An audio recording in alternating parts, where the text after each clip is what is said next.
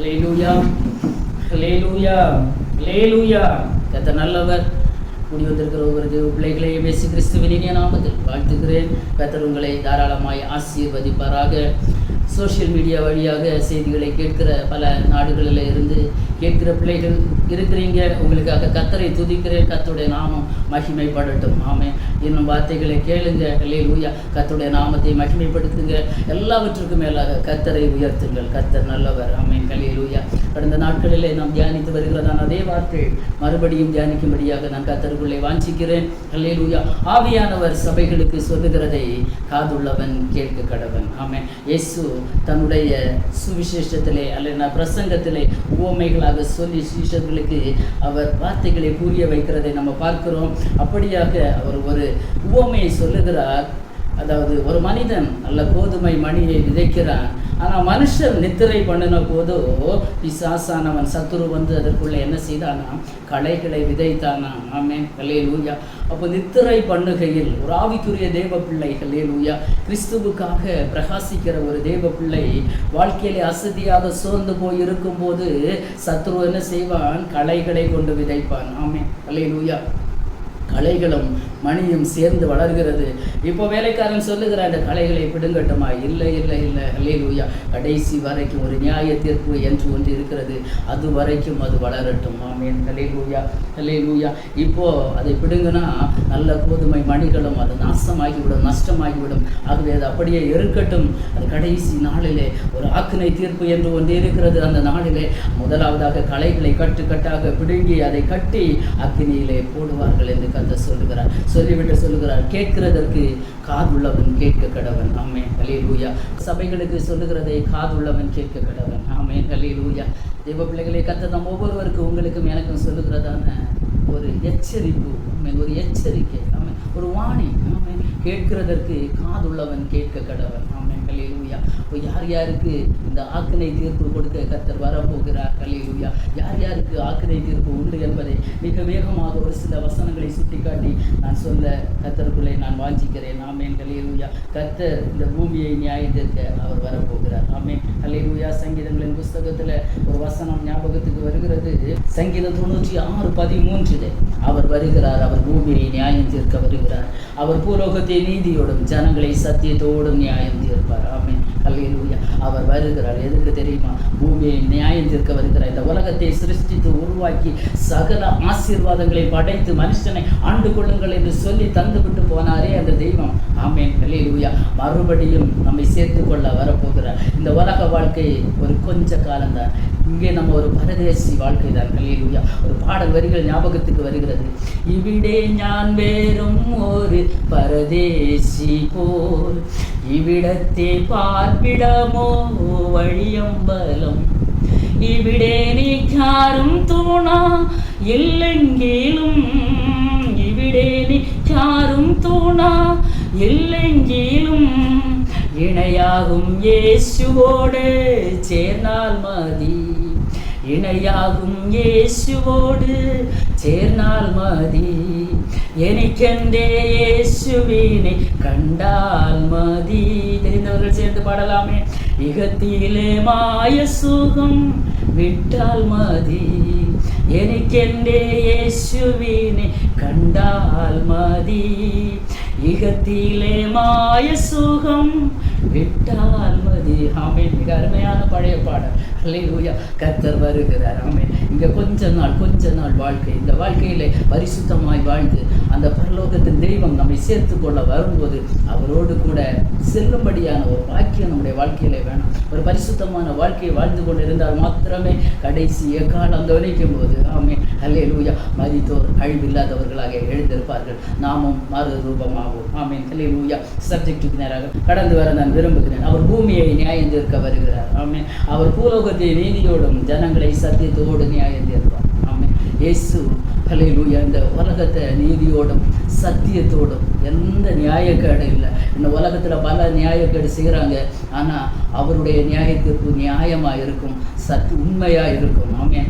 எந்த விதமான பிரச்சனையும் இருக்காது. ஹல்லேலூயா. ஹல்லேலூயா. எல்லாருக்கும் ஒரே விதமாக தான் அல்லேலூயா. எந்த பாகுபாடும் இல்லை. பணக்காரன், பாவப்பட்டவன், படித்தவன், பாமரன், பட்டம் பெற்றவன் என்று எந்த பாகுபாடும் இல்லை. எல்லாருக்கும் அவனவனுடைய கிரியைகளின்படி அவனவனுக்கு கர்த்தர் அளிக்கும் நியாயத்திற்கு அவரோடு கூட வருகிறது என்று நாம் பார்க்கிறோம். ஆமென். அல்லேலூயா. தேவ பிள்ளைகளே, யார் யாருக்கு இந்த நியாய தீர்ப்பு, யார் யாருக்கு இந்த ஆக்கினை தீர்ப்பு என்பதை மிக சுருக்கமாக நாம் பார்க்கிறோம். யார் இந்த நியாய தீர்ப்பு கொடுக்கிறது என்று பார்த்தீங்கன்னா, பிதாவாகிய தேவன் குமாரனாகிய கிறிஸ்துவுக்கு முழு அதிகாரத்தை கொடுத்ததாக யோவான் எழுதின சுவிசேஷம் 5வது அதிகாரம் 22வது வசனத்திலே நாம் பார்க்கிறோம். ஆமென். அல்லேலூயா. ஆகவே தேவ பிள்ளைகளே, அவரோடு கூட அல்லேலூயா நியாய சங்கம் உட்கார்ந்தது என்று பார்க்கிறோம். 3 புத்தகங்கள் திறக்கப்பட்டன. ஒன்று த புக் ஆஃப் லைஃப், இன்னொன்று த புக் ஆஃப் ரிமெம்பரன்ஸ், இன்னொன்று த புக் ஆஃப் பைபிள். ஆமென். அல்லேலூயா. ஜீவ புஸ்தகம், ஞாபக புஸ்தகம். ஆமென். இன்னொன்று பரிசுத்த வேத புஸ்தகம். ஆமென். 3 புத்தகங்கள் திறக்கப்பட்டது. நியாய சங்கம் உட்கார்ந்தது. அதற்கு முன்னாக ஒவ்வொருவரும் நீங்களும் நானும் போய் நின்றே ஆக வேண்டும். ஆமென். யார் யாருக்கு கர்த்தர் நியாய தீர்ப்பு செய்கிறார், யார் யாருக்கு இந்த ஆக்கினை தீர்ப்பு என்பதை மிக வேகமாக சுருக்கமாக சொல்லி நான் ஜெபிக்க ஆசைப்படுகிறேன். ஆமென். அல்லேலூயா. நீதிமொழிகள் 6:29 பிறனுடைய மனைவியினிடத்தில் பிரவேசிப்பவனும் அப்படியே அவளை தொடுகிற எவனும் ஆக்கினைக்கு தப்பான். ஆமென். புரிந்திருக்கும் என்று நினைக்கிறேன். இதற்கு ஒரு எக்ஸ்பிளனேஷன் தேவையில்லை. ஆவிக்குரிய தேவ பிள்ளைகளாக இருந்தாலும் சரி, கிறிஸ்தவர்களாக இருந்தாலும் சரி, பிறனுடைய மனைவியை பார்க்காத, இச்சிக்காத, தொடாத, அல்லேலூயா, ஆக்கினை தீர்ப்பு என்று ஒன்று இருக்கிறது. அந்த ரங்கத்தில் நீ செய்கிற பாவம் ஒருவேளை அவன் குடும்பத்துக்கு தெரியாம இருக்கலாம், மனைவி பிள்ளைகளுக்கு தெரியாம இருக்கலாம். அல்லேலூயா. ஆனால் உன்னை பார்க்கிற ஒரு கர்த்தர் இருக்கிறார். ஒரு ஆக்கினை தீர்ப்பு உண்டு. அப்படிப்பட்ட அனுபவம் யாருக்காவது இருக்குமான மனம் திரும்ப வேண்டியது அவசியம். ஆமென். இன்னுமாக 12வது அதிகாரம் நீதிமொழிகள் 2வது வசனத்தில் அல்லேலூயா அதனுடைய 2வது பாக்கத்திலே துர்சிந்தனை உள்ள மனுஷனை அவர் ஆக்கினைக்கு உட்படுத்துவார். துர்சிந்தனை, பொல்லாத சிந்தனை, மனுஷனுடைய இருதயத்திலிருந்து பொல்லாத சிந்தனைகள் வெளிப்பட்டு வரும் என்று கலாத்தியரில் நம்ம பார்க்கிறோம். அல்லேலூயா. விபசாரம், வேசித்தனம், கொலை, வேறி, காமவிகாரம் இன்னும் பலவிதமான காரியங்கள். அதற்கு நேராக நான் போக விரும்பவில்லை. இப்பேற்பட்டதான துர்சிந்தனைகள் வருமானால் அல்லேலூயா ஆக்கினை தீர்ப்பு உண்டு. ஆமென். நம்மை நாம் நிதானித்து பார்க்க வேண்டும், சோதித்து பார்க்க வேண்டும். நம்முடைய இருதயத்தில் சிந்தனைகள் இன்றைக்கு என்ன தோன்றுகிறது? அல்லேலூயா. 139வது சங்கீதத்தில் சங்கீதக்காரனாகிய தாவீது சொல்லுவார், என் நினைவுகளை தூரத்தில் இருந்து அறிகிறேன், படுத்தாலும் நான் நடந்தாலும் என்னை சூழ்ந்திருக்கிறீர் ஆண்டவரே. ஒரு தேவ பிள்ளை நன்றாக தெரிந்திருக்க வேண்டும். நீ நடந்தாலும் படுத்தாலும், எங்க போனாலும் எங்க இருந்தாலும், நீ அந்த ரங்கத்தில் எதை செய்தாலும் அல்லேலூயா கர்த்தர் சூழ்ந்திருக்கிறார். நினைவுகளை என் தேவன் தூரத்தில் இருந்து அறிகிறார். எல்லாம் அவருக்கு தெரியும். அதனால துர்சிந்தனை, ஆமென். அல்லேலூயா. துர்சிந்தனை உள்ள மனுஷனை கர்த்தர் ஆக்கினைக்கு உட்படுத்துவார். ஆமென். அப்பேற்பட்ட அனுபவம் வாழ்க்கையில் இருக்குமா? நான் மிக தாழ்மையோடு சொல்கிறேன். நான் மனம் திரும்ப வேண்டியது அவசியம். ஆமென்.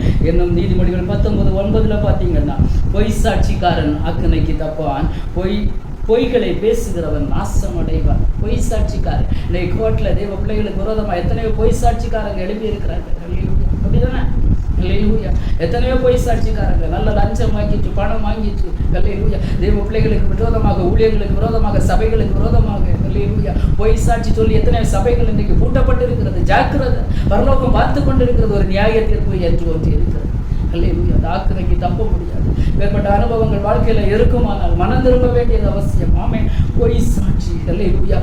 நம்ம அப்போஸ்தலர் நடவடிக்கைகள் 5வது அதிகாரத்துக்கு நேரம் வரும்போது அனனியா சப்பீரா கதை எல்லாருக்கும் தெரியும். அவர்களுடைய நலன் தான், அவங்க பணம் தான். ஆனால் பொய் சொன்னாங்க. கர்த்தருக்கு முன்பாக, அல்லேலூயா, ஆவியானவருக்கு முன்பாக பொய் சொன்னாங்க. அல்லேலூயா. நடந்தது என்ன? அல்லேலூயா. உண்மையை பேசியிருந்த அந்த சம்பவம் நடந்திருக்க வாய்ப்பு இல்லை. இவ்வளவுதான் இருக்கிறது என்று சொல்லியிருந்த இல்லை, இவ்வளவுதான் அடித்து பேசினாங்க. அல்லேலூயா.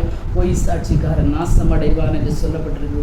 கிறிஸ்தவ வாழ்க்கை என்பது சாதாரண வாழ்க்கையில் அது பஞ்சமத்தை அல்ல. அல்லேலூயா. அது முட்கள் நிறைந்தது. முட்களுக்குள்ளே லீலி புஷ்பம் எப்படி இருக்கிறதோ அப்படியே குமாரத்திகளுக்குள்ளே எனக்கு பிரியமானவளை இருக்கிறாள் என்று வேதம் சொல்லுகிறது. முள்ளுதான்.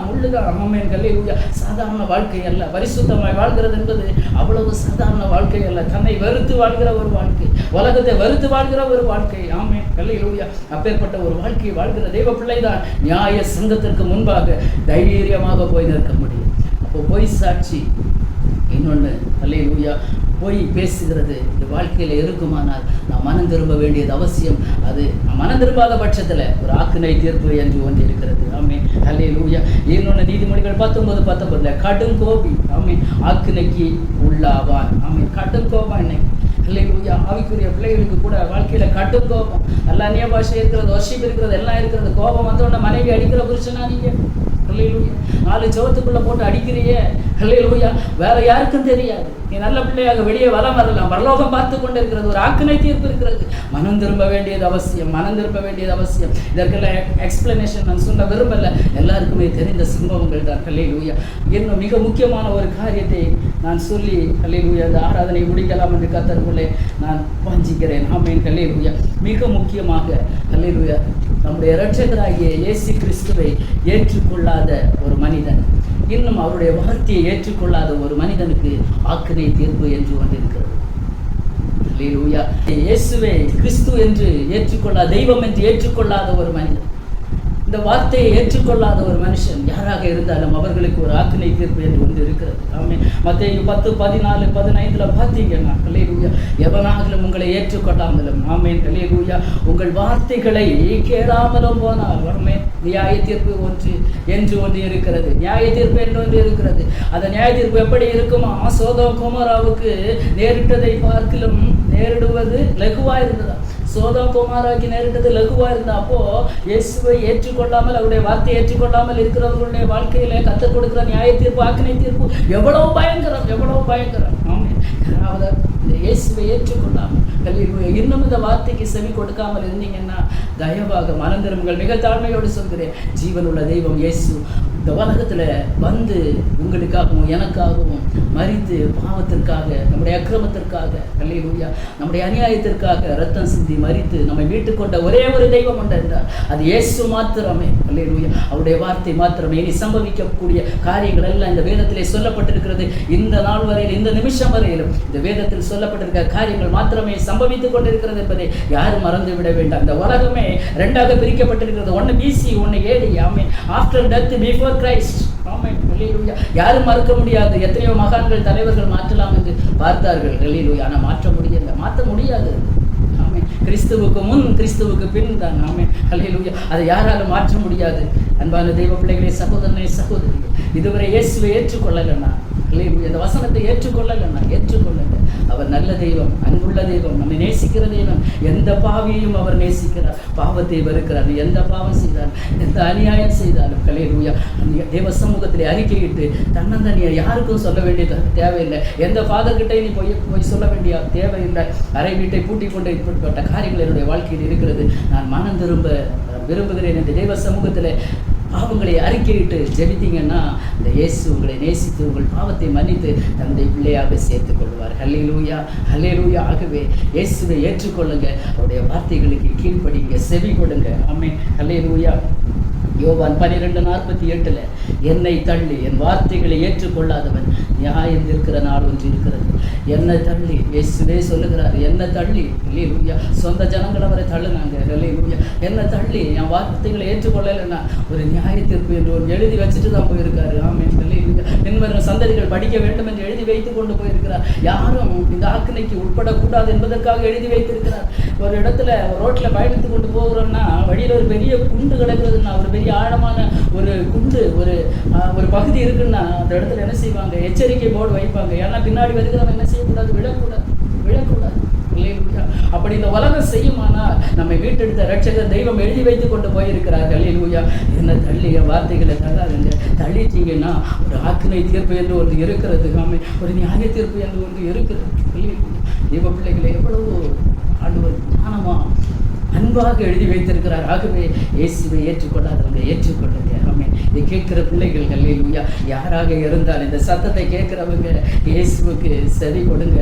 அவரை ஏற்றுக்கொள்ளுங்க, மனசார ஏற்றுக்கொள்ளுங்க. அவரை போல ஒரு நல்ல தெய்வம் இல்லை. அல்லேலூயா. அவரை போல ஒரு நல்ல தெய்வம் இல்லை. அல்லேலூயா. நமக்கு அவரை போல இந்த உலகத்தில் ஒரு நல்ல தெய்வம் இல்லை. ஆமென். நம்மை நேசிக்க, நம்மை போஷிக்க, நம்மை காப்பாற்ற, நம்முடைய கண்ணீரை துடைக்க, அல்லேலூயா, எல்லாரும் கைவிடும் நேரத்தில் கூட நம்மோடு கூட பயணிக்க நமக்கு ஒரு நல்ல தகப்பன் இருக்கிறார். ஆமென். அல்லேலூயா. ஆசையாய் அவரை தேடுங்க. அல்லேலூயா. என் ஆசை நீங்கப்பா, என் தேவை நீங்கப்பா, என் சொத்து நீங்கப்பா, என் சொந்தம் நீங்கப்பா. என் ஆசை நீங்கப்பா, என் தேவை நீங்கப்பா, என் சொத்து நீங்கப்பா, என் சொந்தம் நீங்கப்பா, எனக்கு உம்மை விட்டா யாரும் இல்லப்பா, உங்க அன்பை விட்டா எதுவும் இல்லப்பா.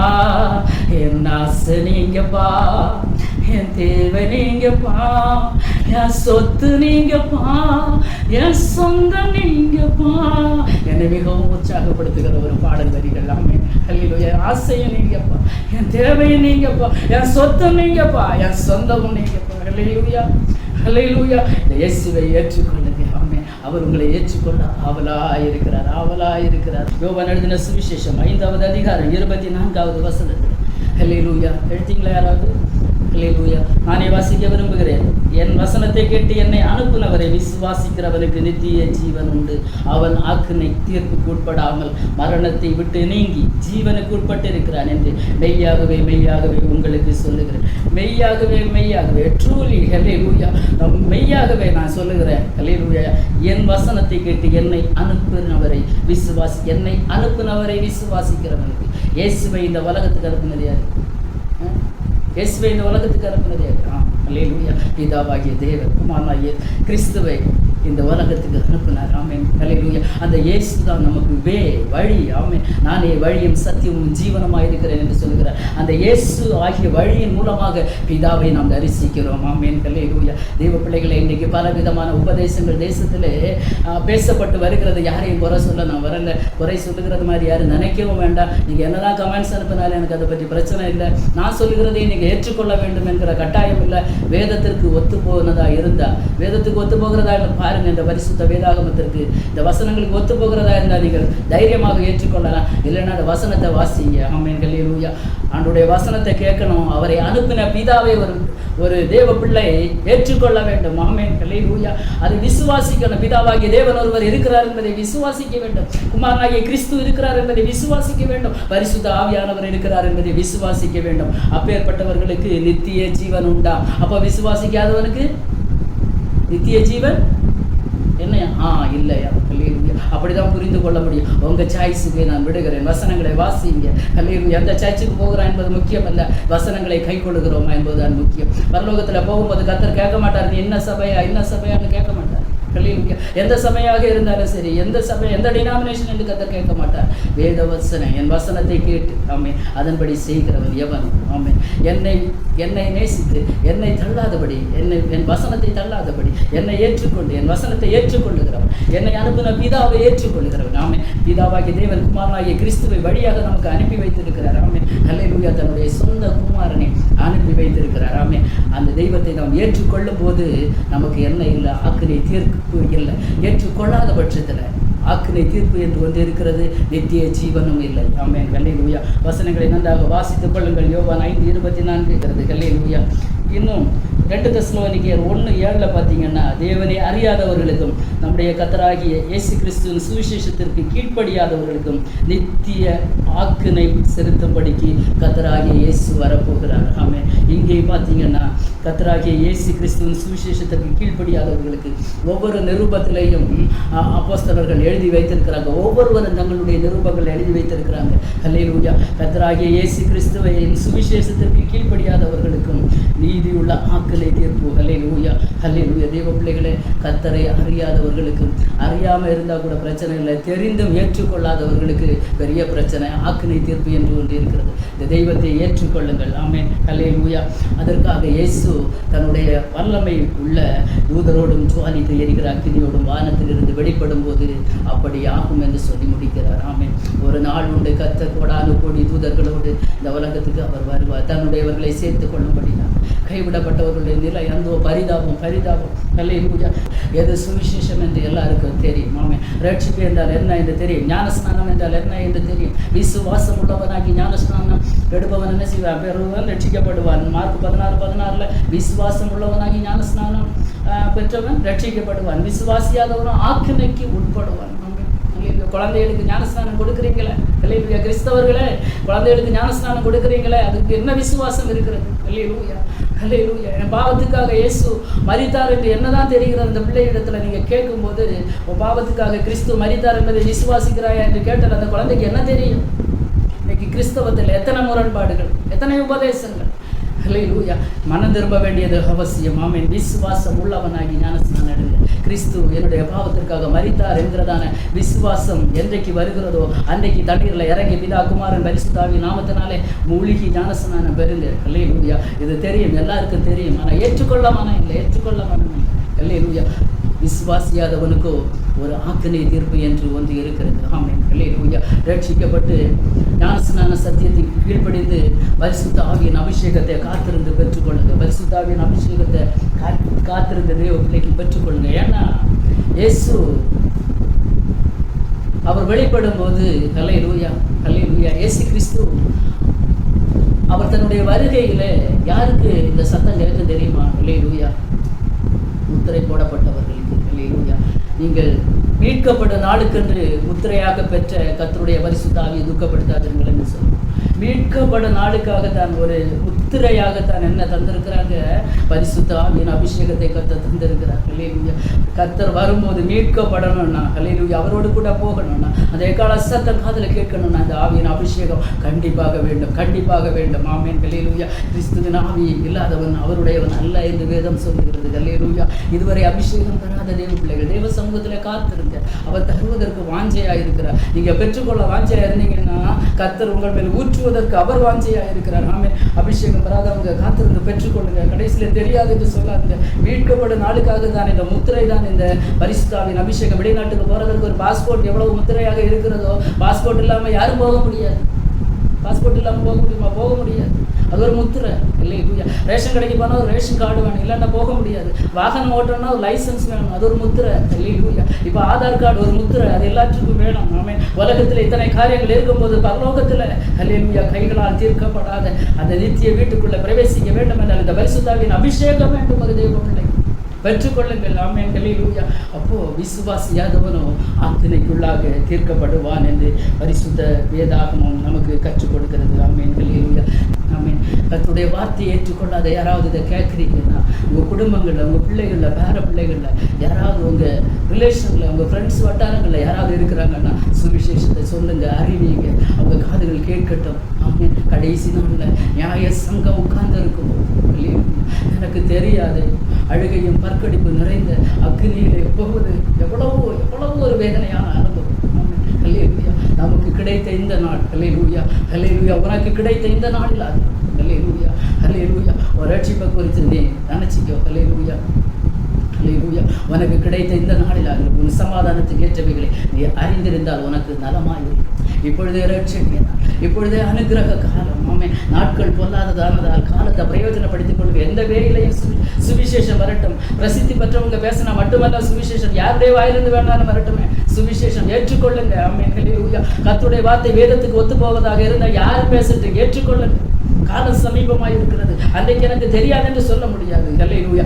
பல விதங்களிலே கிறிஸ்தவம் இன்றைக்கு பரப்பப்பட்டு கொண்டிருக்கிற பல விதங்களிலே உபதேசங்கள். ஹல்லேலூயா. கடந்த நாட்களிலே சென்னையிலே முதிர்ந்த மதர், இன்றைக்கு அவங்களுக்கு 93 இயர்ஸ் ஆகிறது. சென்னையிலே 2 வருஷங்கள் அவங்க கூட பழக கர்த்தருக்கு கிருபை செய்தார். நேற்றுக்கு அவங்க எனக்கு ஃபோன் பண்ணாங்க, பேசுவாங்க. நான் ரொம்ப சந்தோஷமாக இருந்தது, ரொம்ப எக்ஸைட்டடாக இருந்தேன். கொஞ்சம் காது தான் கேட்கல. நாங்கள் அம்மச்சி என்று கூப்பிடுவோம். அவங்க கொச்சின், கேரளா கொச்சினை சேர்ந்தவங்க. அப்போ அவங்க என்கிட்ட சொன்னாங்க, மக்களே நீ ஊழியம் செய்கிற நான் கேள்விப்பட்டேன், உன் மெசேஜ் நான் கேட்டேன், ரொம்ப சந்தோஷமாக இருக்குது. ஆனால் அம்மச்சி ஒன்று சொல்லித்தாரேன், உனக்கு சத்தியத்தை சத்தியமாக சொல்லு.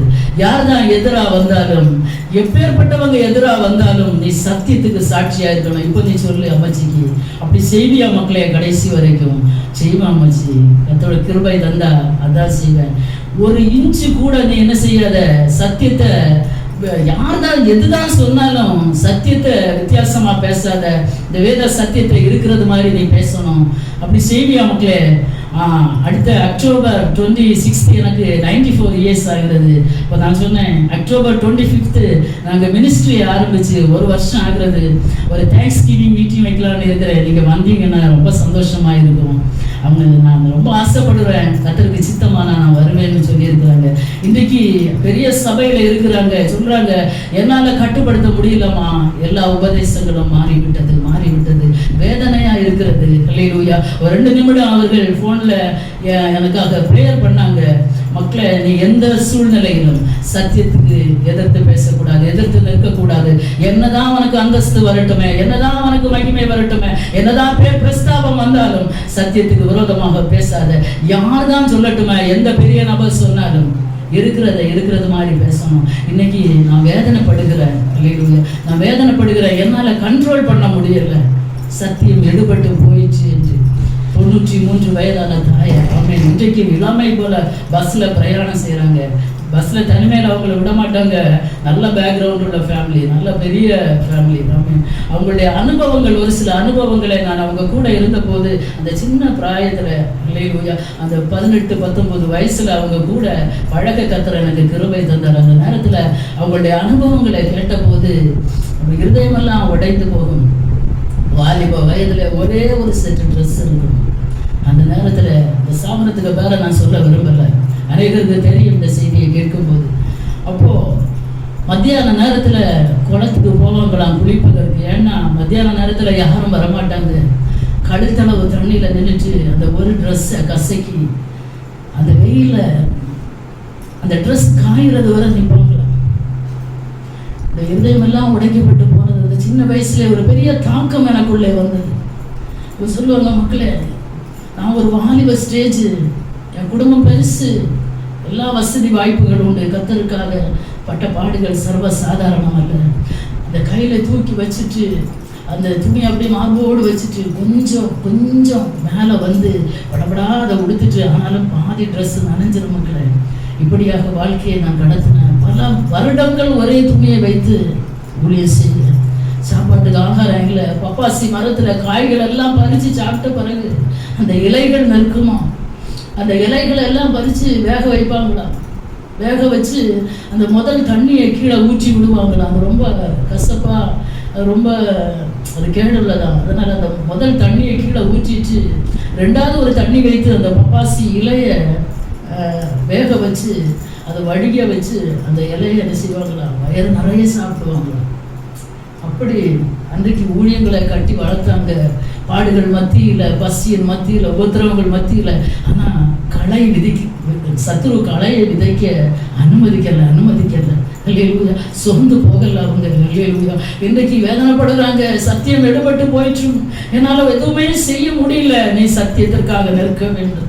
நான் மட்டும் அது ஒன்றுமே கேட்குறேன் மக்களே, நீ சத்தியத்திற்காக நிற்க வேண்டும். யார் என்னதான் சொல்லட்டுமே, என்னதான் வரட்டுமே, இந்த வார்த்தையை நீ மாற்றி பேசக்கூடாது. உன் மேலே எனக்கு நம்பிக்கை இருக்கிறது. 93 இயர்ஸ், 94 கொஞ்ச நாளையில் ஆரம்பிக்க போகிறது. தெய்வ பிள்ளைகளை, ஒரு தெய்வ பிள்ளைக்கு இருக்கிற தாகம் அந்த காலங்களில் ஊழியம் செய்தாங்கன்னா, பல பாடுகள் மத்தியில் ஊழியம் செய்த போது இயேசுவை விட்டு பின்வாங்கலை, கர்த்தருடைய வார்த்தையை விட்டு பின்வாங்கலை. சத்ரு களை விதைக்க அவங்க இடம் கொடுக்கல. இன்னைக்கு நம்முடைய வாழ்க்கைகள் எப்படி இருக்கிறது? நம்மவும் கிறிஸ்தவங்க தான், நம்மவும் ஆவிக்குரியவங்க தான். ஆமென். எத்தனை நேரம் சத்ரு களையை விதைக்கிற நம்ம வாழ்க்கையில, அனுதினமும் பல நேரங்களில் பல விதங்களிலே களைகளை நம்முடைய வாழ்க்கையில விதைத்து கொண்டு இருக்கிறார். ஜாக்கிரதையாக இருக்கணும். ஆமென். அல்லேலூயா. களை விதைக்கும் போது பின் விளைவுகள் பயங்கரமாக இருக்கிறது. ஆமென். அல்லேலூயா. இயேசு கிறிஸ்துவின் சுவிசேஷத்திற்கு கீழ்ப்படியாதவர்களுக்கு, ஆமென், இன்னைக்கு சுவிசேஷம் எங்க பிரசங்கிக்கப்படுகிறது? முதல்ல சொன்னது மாதிரி எல்லாருக்கும் தெரியும் எது சுவிசேஷம். முதலாவதாக ஒரு மனுஷன் ரட்சிக்கப்படணும். 2வதாக ஒரு மனுஷன் பாவத்திற்கு விடுதலை பெறும்படியாக ஜலத்தில் இறங்கி பிதா குமாரன் பரிசுத்த ஆவி நாமத்தினாலே மூழ்கி ஞானஸ்நானம் எடுக்க வேண்டும். அதற்கு அப்புறமாக அவன் காத்திருந்த பரிசுத்த ஆவியின் அபிஷேகத்தை பெற்றுக்கொள்ள வேண்டும். அடுத்து அந்த மனிதனுக்கும் உலகத்துக்கும் ஒரு வேறுபாடு இருக்க வேண்டும். உலகத்தின் மக்களை போல ஆடம்பரமாக வாழ ஒரு கிறிஸ்தவனுக்கு, ஒரு ஆவிக்குரிய தேவ பிள்ளைக்கு அனுமதி கிடையாது. இந்த சத்திய சுவிசேஷம் எல்லாருக்கும் தெரியும். ஆனா என்ன செய்யாங்க? ஏற்றுக்கொள்ளல, சுவிசேஷத்திற்கு கீழ்ப்படியாதவர்களுக்கு ஒரு ஆக்கினை தீர்ப்பு இருக்கிறது. ஆமென். ஒரு கிறிஸ்தவ வாழ்க்கை எப்படி என்பது எல்லாருக்கும் தெரியும். ஆனா அதை ஏற்றுக்கொள்ள இன்றைக்கு மனம் இல்லை. ஏன்னா சில உலக ஆடம்பரங்களை வெறுக்க வேண்டி இருக்கும், சில உலக பிரகாரமான காரியங்களை விட வேண்டி இருக்கும். ஆமென். அல்லேலூயா. பவுல் அப்போஸ்தலர் சொன்னது போல எல்லாம் பக்தி விருத்தியா இருக்காது. இந்த சுதந்திர இந்தியாவிலே உங்களுக்கு எல்லாவற்றையும் அனுபவிக்க இந்த உலகத்திலே எல்லாம் படைக்கப்பட்டிருக்கிறது. ஆமென். அல்லேலூயா. ஆனா எல்லாவற்றையும் நாம் உபயோகிப்பது இல்லை. நமக்கு தகுதியானதை நாம் உபயோகிக்கிறோம். அது மாதிரி சுவிசேஷத்தை எல்லா மக்களுக்கு தெரியும், ஆனால் ஏற்றுக்கொள்ளக்கூடிய மனசுதான் இல்லை. ஆமென். அல்லேலூயா. விவரமாக சொல்ல எனக்கு ஆசை உண்டு, ஆனாலும் நேரம் இல்லாதபடியால் நான் அதை விடுகிறேன். ஆமென். இனிமே சம்பவிக்க போகிறதெல்லாம் வேதத்தில் எழுதி வைத்திருக்கிறது. எந்த கிரந்தமும் எந்த வேதமும் அதை எழுதி வைக்கல. பரிசுத்த வேதாகமத்தில் இனி நடக்க போகிற சம்பவங்கள், இனி இப்படி நடக்கும். ஒரு மனுஷன் எப்படி வாழ வேண்டும், எப்படி இருக்கணும், எப்படி இருந்தால் அந்த பரலோக அந்த நித்திய மகிமை அந்த மோட்சத்தை அடையலாம், எப்படி இருந்தால் அது நல்ல பரிசுத்தமாக வாழ முடியும் என்பதை போதிக்கிறது பரிசுத்த வேதாகமம் மாத்திரமே. ஆகவே வசனங்களை கேட்கும் போது இல்லை எனக்கு தெரியாதுன்னு சொல்றவங்க ஒரு பரிசுத்த வேதாகமத்தை காசு கொடுத்து வாங்குங்க. அல்லேலூயா. வாங்கி யார் சொல்றதுன்னு தான் பிடிக்கலன்னா வீட்டில் இருந்து வாசிங்க. இயேசுவின் சுவிசேஷத்தை புதிய ஏற்பாடு நன்றாக வாசிங்க. அல்லேலூயா. நல்லா வாசிங்க. வாசித்து பரிசுத்த ஆவியானவர்களோடு பேசுவார், இடைப்படுவார். ஆமென். வாசித்து புரிந்து கொள்ளுங்கள். அல்லேலூயா. தெய்வ பிள்ளைகளை இன்னும் ஒரே ஒரு வசனத்தை கூட வாசித்து நான் இந்த வார்த்தைகளை இதோடு முடிக்க விரும்புகிறேன். அடுத்த வாரத்திலே அடுத்த பகுதியை நாம் சிந்திக்கிறோம். ஆமோஸ் தீர்க்கதரிசன புஸ்தகம் 2வது அதிகாரம் அதனுடைய 4வது வசனத்தின் பின்பகுதி, கடைசி பகுதி.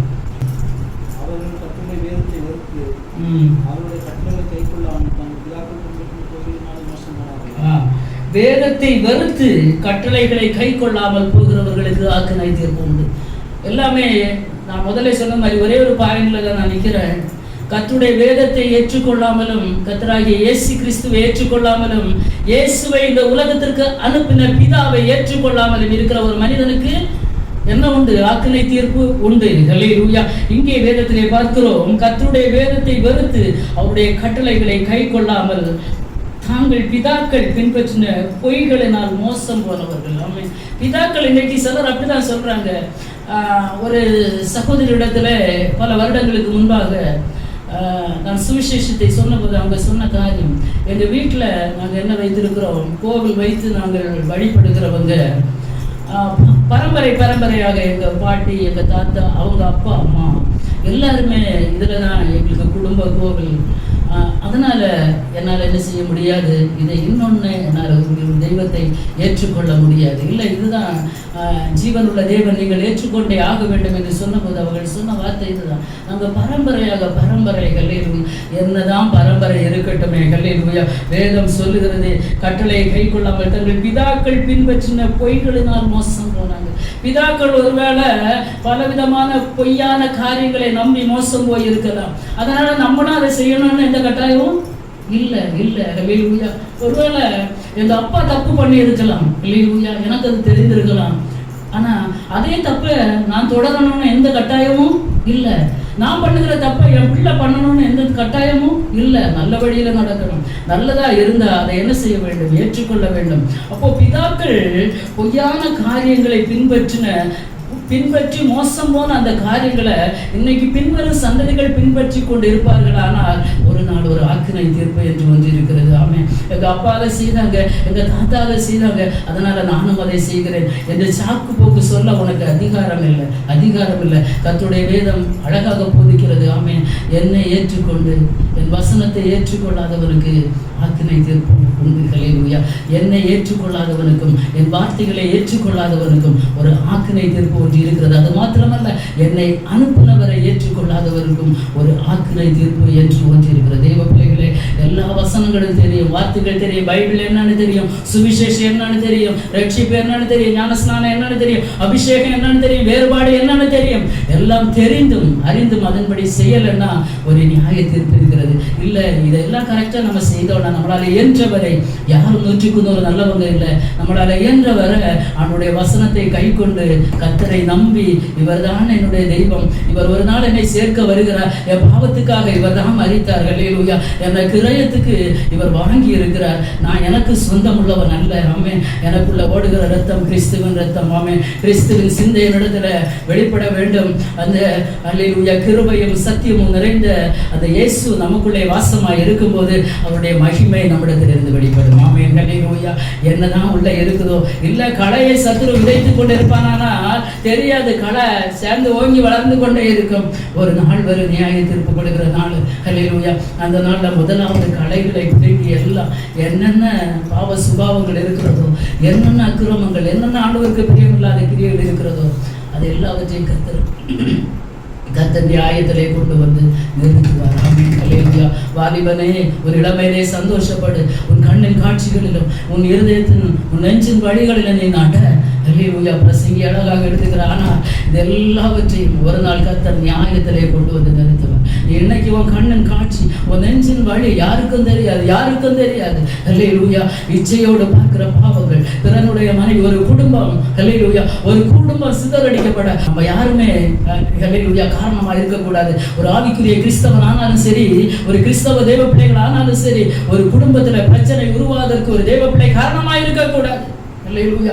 சகலவும் பக்தி விருத்திக்கு ஏதுவாக இருக்க வேண்டும். ஹல்லேலூயா. எல்லாம் பக்தி விருத்திக்கு ஏதுவாக இருக்க வேண்டும். எல்லாம் பக்தி விருத்திக்கு ஏதுவாக. இதை செய்யலாமா, இதை செய்யக்கூடாதா, இதை பேசலாமா, இதை பேசக்கூடாதா, இங்க இருக்கலாமா, இங்க இருக்கக்கூடாதா, இதை பார்க்கலாமா, இதை பார்க்க கூடாதா என்கிறதான ஒரு ஒரு ஒரு ஞானம் வேணும். ஒரு தெய்வீக ஞானம் தேவ பிள்ளைகளுக்கு வேண்டும். ஹல்லேலூயா.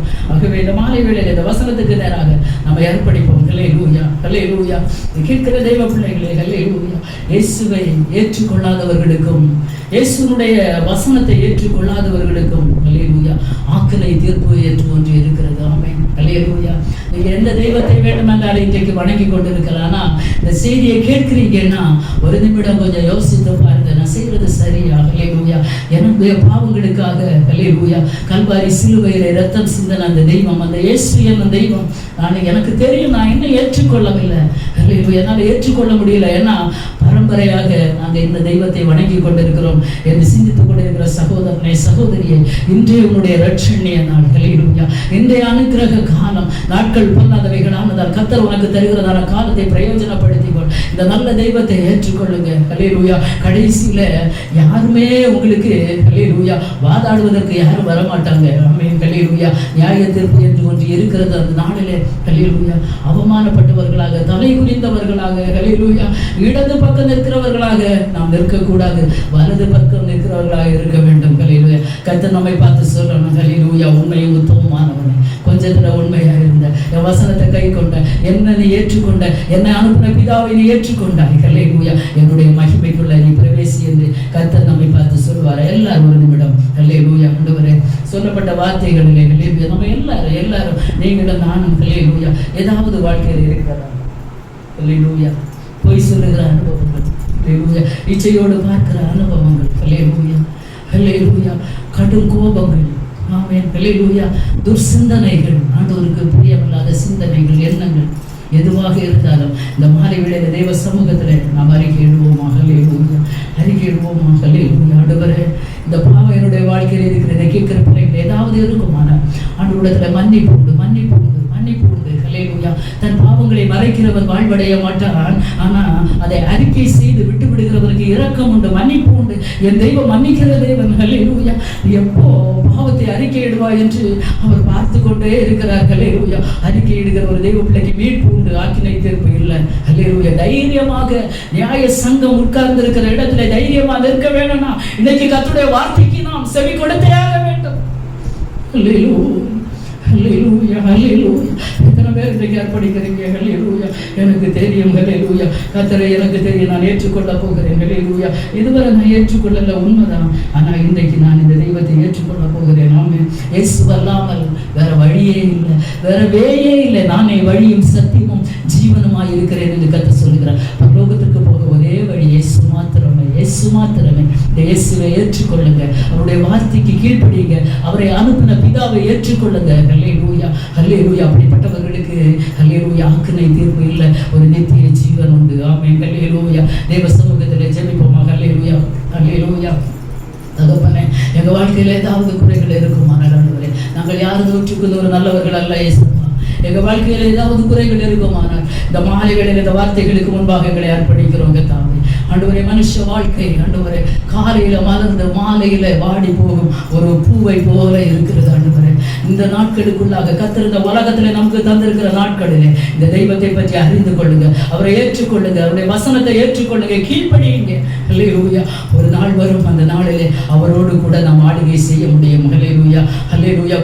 கோடி தூதர்களோடு கர்த்தர் வரும்போது அவரோடு கூட நாம் சேர்ந்து அல்லேலூயா அந்த மகிமைக்குள்ளே நாம் பிரவேசிக்க வேண்டும் என்றால் கர்த்தர் இந்த உலகத்திலே நமக்கு தந்திருக்கிற நாட்களிலே அவரை பற்றிய அறிவை நாம் அறிந்து கொள்ள வேண்டும், வார்த்தைகளை கை கொள்ள வேண்டும், விசுவாசிக்க வேண்டும், கடைபிடிக்க வேண்டும், பரிசுத்தமாய் வாழணும். ஆமென். உலகத்திற்கு ஒத்த வேஷம் தெரியாதபடிக்கு ஒரு தேவ பிள்ளை அல்லேலூயா பரிசுத்தமாய் வாழ நம்மை அர்ப்பணிக்க வேண்டும். அல்லேலூயா, அல்லேலூயா, அல்லேலூயா, அல்லேலூயா.